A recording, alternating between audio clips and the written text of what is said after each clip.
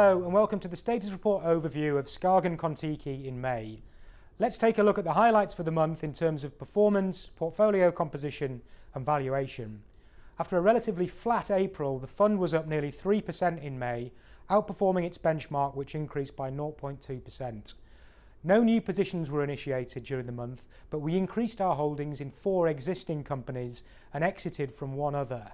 At the end of May, the portfolio consisted of 104 companies.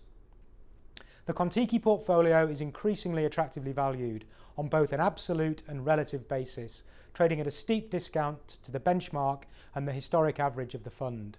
We estimate nearly 50% upside from the top 35 holdings, which together make up 3/4 of the fund based on current target prices. Year to date, Kon-Tiki is up over 10%, which is 7% ahead of the benchmark. Looking longer term, it has beaten the index over 1, 3, 5 and 10 years and delivered annualised returns of over 20% since inception, which is 8.5% better than the index. Now let's take a look at the drivers of performance last month.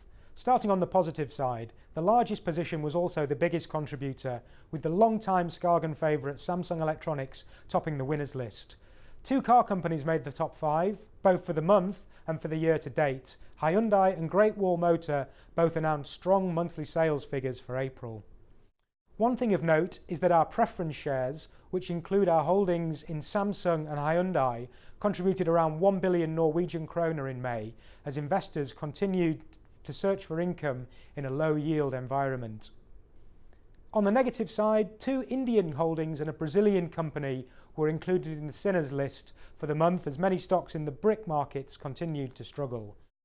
Empresas ICA was the largest drag on performance. The Mexican construction company is currently undergoing a transition between completion of large-scale initiatives and the startup of new projects, which have reduced revenues and margins. On a sector level, in addition to Bharti Airtel, Indosat was another telecom company that detracted from performance. Now let's run through the portfolio composition and have a look at what changed during May.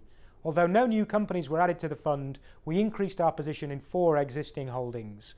Firstly, we participated in the rights issue of Russian bank VTB, and we also took advantage of share price weakness to increase our positions in AP Muller and CNH Global.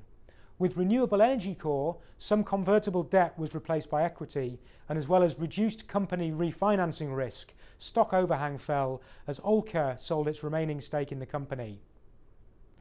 On the sell side, we exited completely from Thai Beverage after nearly doubling our money in 8 months, and we reduced the size of our holdings in Hamney Farm, Hamney Science and Great Wall Motor on valuation grounds as we see better value elsewhere.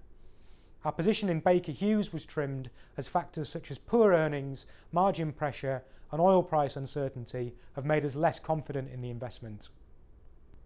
That's it for this month. Thank you for watching, and for more information please visit the SKAGEN Kon-Tiki section of the SKAGEN website.